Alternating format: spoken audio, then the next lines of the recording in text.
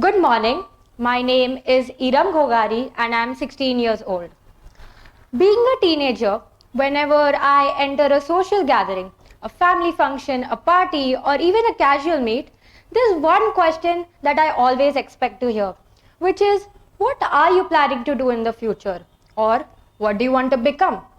I usually smile and respond by saying, I don't know yet, I'm still exploring different options. After hearing this, the reactions, well, they are interesting. Some people try to help immediately. Some look worried, while others quietly assume I'm behind. And in that moment, I realized that it is not my uncertainty that makes them feel uncomfortable. It is theirs. So, I'm not uncertain because I'm not thinking about my future. I'm uncertain because I'm thinking about my future quite seriously. So that made me wonder, why does not knowing yet still feel unacceptable, especially at an age meant for exploration? Which is a little ironic because here I am, standing, giving a talk on career exploration. I've always been interested in science, biology especially, but now I'm curious about designing, creativity, business, and how ideas turn into impact. I always thought that I had to choose one and ignore the rest. But what really worked out for me wasn't a perfectly planned roadmap. It was space. Space to think, space to reflect, space to try. And that space mattered, not just for career thinking, but also for my mental health. So today, I'm not here with answers.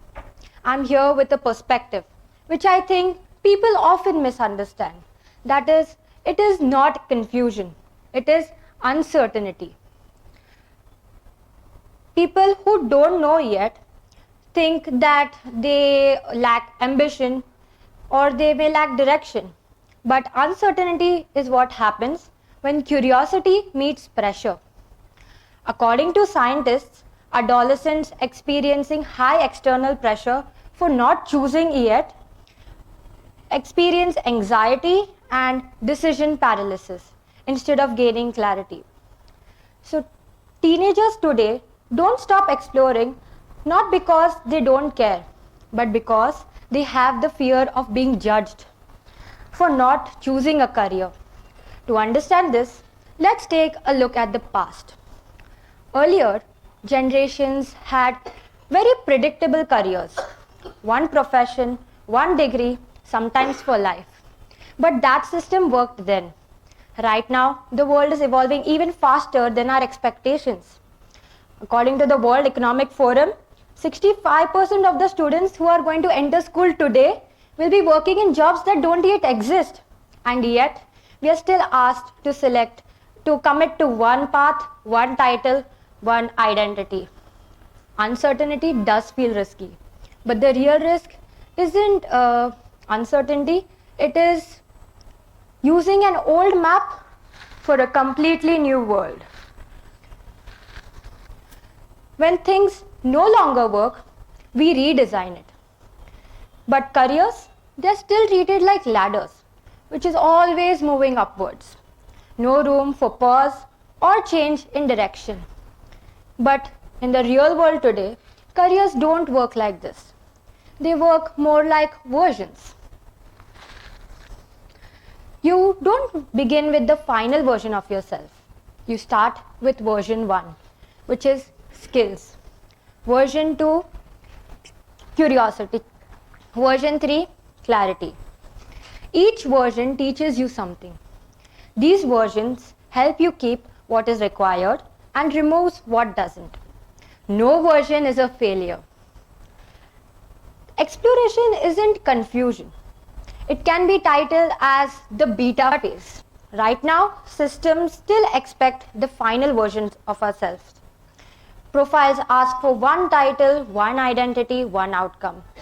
But the careers that are growing fastest today meet at the intersection of multiple skills, which include science and designing, communication and technology, data and creativity. Humans aren't built like job descriptions, especially teenagers. So, what helps us actually grow is experiences, combinations, iterations, things that don't fit neatly into one box. So basically what I mean to say is that exploration isn't meant to go on endlessly. It works best when it's early, intentional and supported. It requires a timeline, not to rush it, but to shape it. What actually helps students grow, when I mentioned about growing through exploration, is not the pressure that they face by parents. It's the environment around them. They think better when conversations focuses more on reflections rather than getting instant answers. When they cope better when confusion is not treated as a weakness and is something that can be shared off but not hidden. Clarity comes with exploration and not before. Some questions are asked early and these questions don't need immediate answers. And so it is very fine to say, I don't know yet and I'm still exploring different options. And that's exactly the whole point. Thank you very much.